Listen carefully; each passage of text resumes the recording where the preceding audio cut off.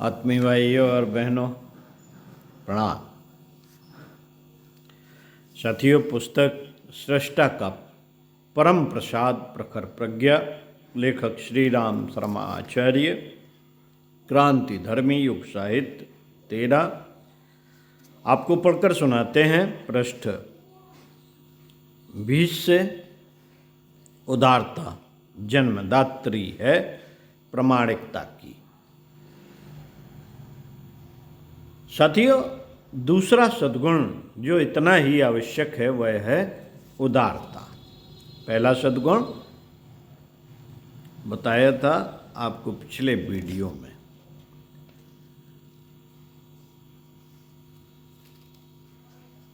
उदारता जिसके अंतराल में करुणा, ममता, सेवा, सहायता की कोमलता है, वही दूसरों को भी निष्ठुरता से विरत कर सकता है, करुणा कर बना सकता है। करुणा कर बना सकता है। ईश्वर की अनुकंपा उन्हें मिलती है जो दूसरों पर अनुकंपा करने में रुचि रखते हैं। निष्ठुरों की कठोरता और संकीर्ण स्वार्थपरता देखकर पड़ोसियों से लेकर भगवान तक की अनुकंपा वापस लौट जाती है।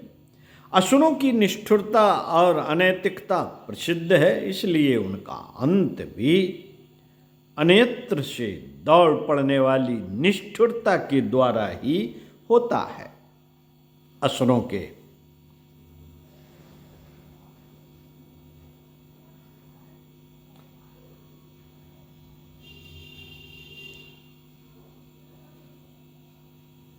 असुरों की कथाएं प्रायः इसी तथ्य से सनी हुई मिलती हैं। पूजा पाठ का उद्देश्य आत्म परिष्कार और सत प्रवृत्ति संवर्धन की उदारता जगाना भर है। यदि भाव कृत्यों से ये दोनों उद्देश्य सद रहे हों तो समझना चाहिए कि उनका समुचित लाभ मिलेगा, किंतु यदि क्रिया मात्र चल रही हो और सद्भावनाओं के विकास परिष्कार पर उनका कोई प्रभाव न पड़ रहा हो तो समझना चाहिए कि क्रियाकलापों की लकीर भर पीटी जा रही है और उसके सहारे आत्म प्रवंचना जैसी ही कुछ विडंबना बन पड़ेगी। साथियों, इन दिनों प्रायः ऐसा ही खेल खिलवाड़ चलता रहा है और लोग देवी देवताओं की हजामत बनाने के लिए चित्र विचित्र स्वांग रचते रहते और बड़ी मनोकामनाओं की पूर्ति की प्रतीक्षा करते रहे हैं।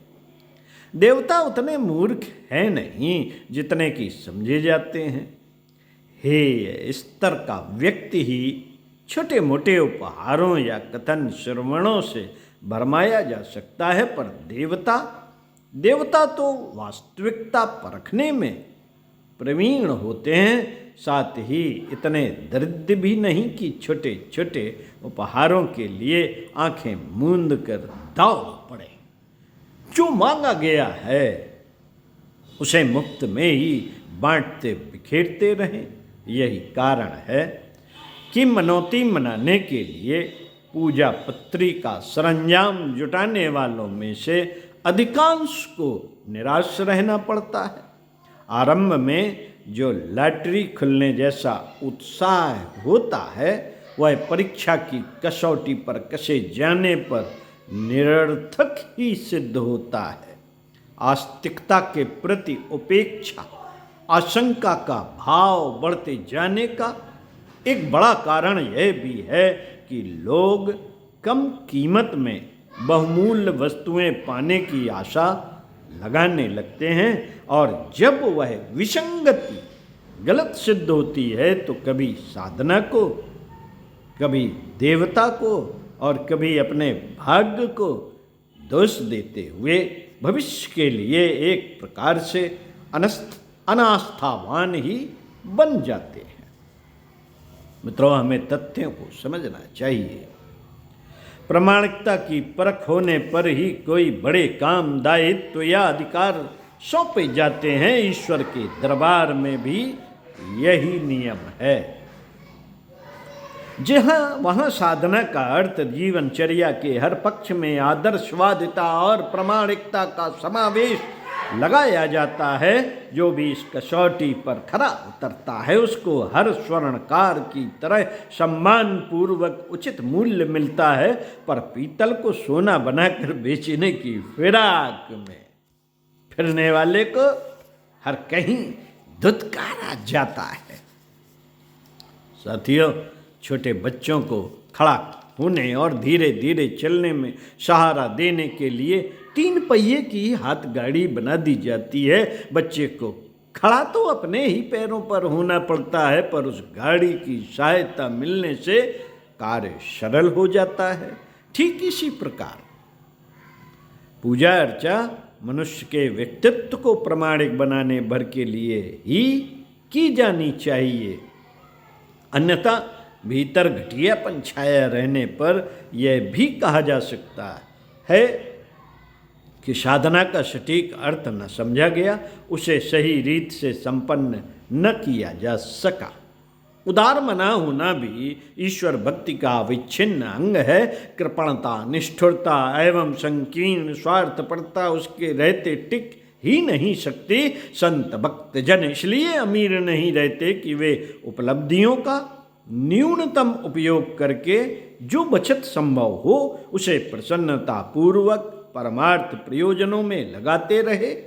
यह उदारता ही उनमें दैवी उदारता का आवाहन करती और उसे घसीट कर बड़ी मात्रा में सामने ले आती है। बादल उदारता पूर्वक बरसते रहते हैं। समुद्र उनके भंडार को खाली न होने देने की प्रतिज्ञा निभाते रहते हैं।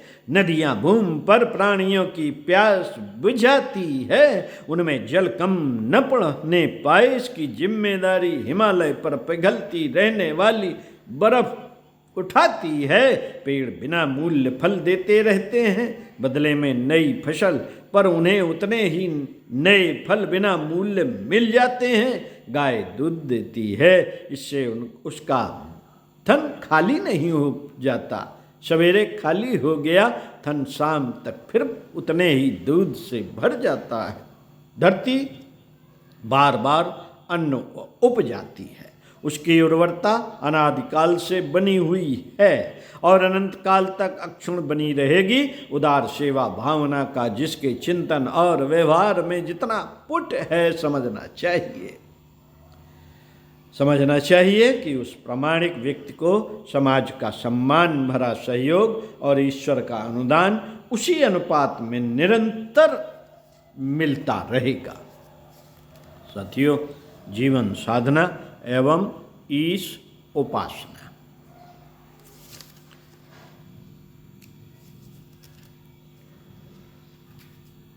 आस्तिकता का, आध्यात्मिकता का क्रिया पक्ष भी अपने स्थान पर उचित है।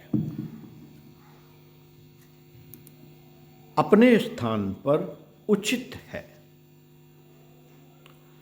उससे अभीष्ट प्रयोजन के सदने में शोभा भी रहती है और सरलता भी होती है।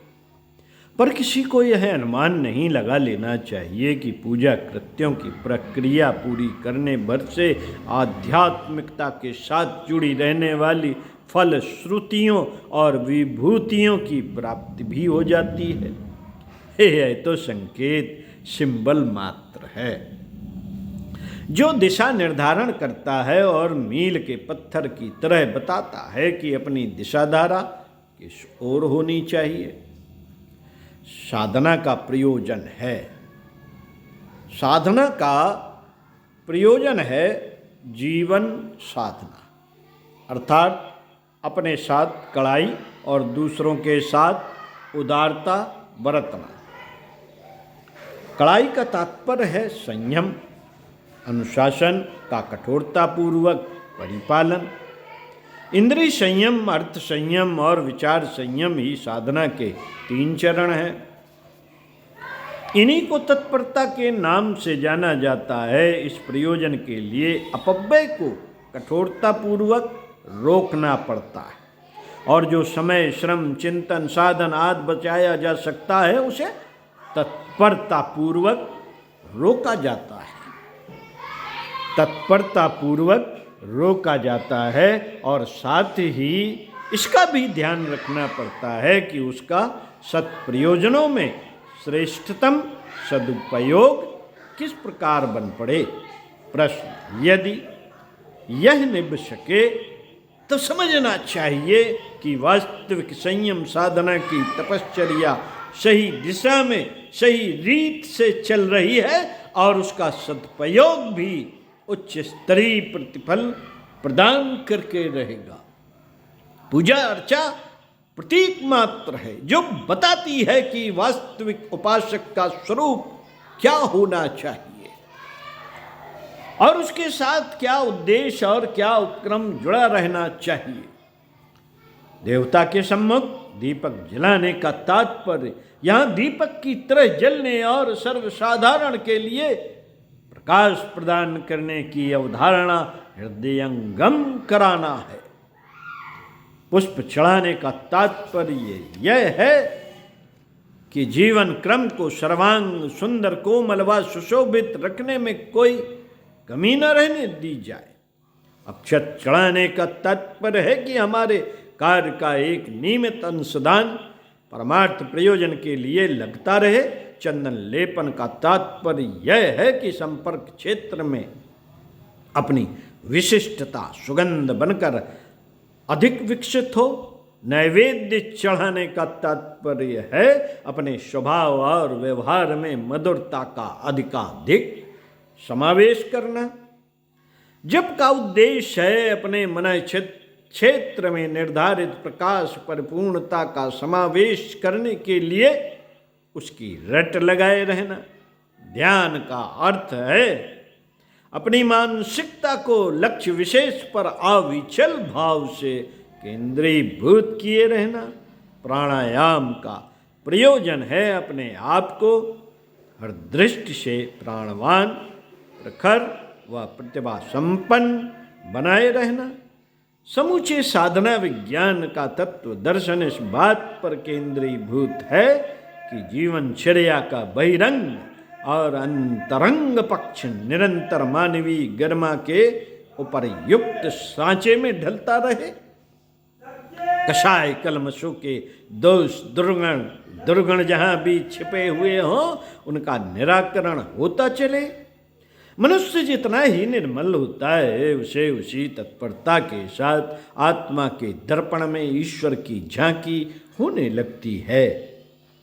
इसी को प्रसुप्ति का जागरण में परिवर्तित होना कहते हैं।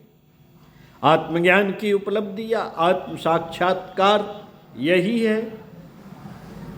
इस दिशा में जो जितना बढ़ जाते हैं उन्हें उसी स्तर का सुविकसित सिद्ध पुरुष या महामानव समझा जाता है। साथियों, सड़क चलने में सहायता तो करती है, सड़क चलने में सहायता तो करती है, पर उसे पार करने के लिए पैरों का पुरुषार्थ ही काम देता है। भजन पूजन तो एक प्रकार का जल स्नान है जिससे शरीर पर जमी हुई मलिनता दूर होती है। यह आवश्यक होते हुए भी समग्र नहीं है। जीवन धारण किए रहने के लिए तो खाना पीना, सोना जागना आदि भी आवश्यक है। पूजा अर्चा का महत्व समझा जाए और उसे नियमित रूप से अपनाया भी जाए, किंतु यह मान बैठने की भूल न की जाए कि आत्मिक प्रगति में पात्रता और प्रामाणिकता की उपेक्षा की जाने लगे, या मान लिया जाए कि क्रिया कृत्यों से ही अध्यात्म का समस्त प्रयोजन पूरा हो जाएगा। साथियों, यदि वरिष्ठता और महत्ता की जांच पड़ताल करनी हो तो एक ही बात खोजनी चाहिए कि व्यक्ति सामान्य जनों की अपेक्षा अपने व्यक्तित्व, चिंतन, चरित्र और व्यवहार में उत्कृष्टता का अधिक समावेश कर सका या नहीं। सोने की कसौटी पर कसने के अतिरिक्त आग में भी तपाया जाता है। सोने को कसौटी पर कसने के अतिरिक्त आग में भी तपाया जाता है। तब पता चलता है कि उसके खरेपन में कहीं कोई कमी तो नहीं। इसी प्रकार देखा यह भी जाना चाहिए कि सत प्रवृत्ति संवर्धन जैसे लोक मंगल कार्यों में किसका कितना बढ़ा चढ़ा अनुदान रहा। अद्यावधि संसार के इतिहास में महामानवों तथा ईश्वर भक्तों का इतिहास इन्हीं दो विशेषताओं से जुड़ा हुआ रहा है। इन्हीं दो चरणों को क्रमबद्ध रूप से उठाते हुए उत्कृष्टता के लक्ष्य तक पहुंच सकना संभव बनाया है। अन्य किसी के लिए भी इसके अतिरिक्त और कोई मार्ग नहीं है। कोई ऐसा शॉर्टकट कहाँ है जिसे पकड़कर जीवन के स्तर को घटिया बनाए रखकर भी कोई ठोस और सार्थक प्रगति की जा सके। चतुरता के हथकंडों में से कई ऐसे हैं तो सही जो बाजीगरों जैसे चमत्कार दिखाकर बोले दर्शकों को अपने कौतूहलों से चमत्कृत कर देते हैं। बेईमानी से भी कभी कभी कोई कुछ सफलता प्राप्त कर लेता है, पर इस तथ्य को भुला ना दिया जाए कि बाजीगर हथेली पर सरसों जमा तो देते हैं, पर उसका तेल निकालते और लाभ मिलते किसी ने नहीं देखा।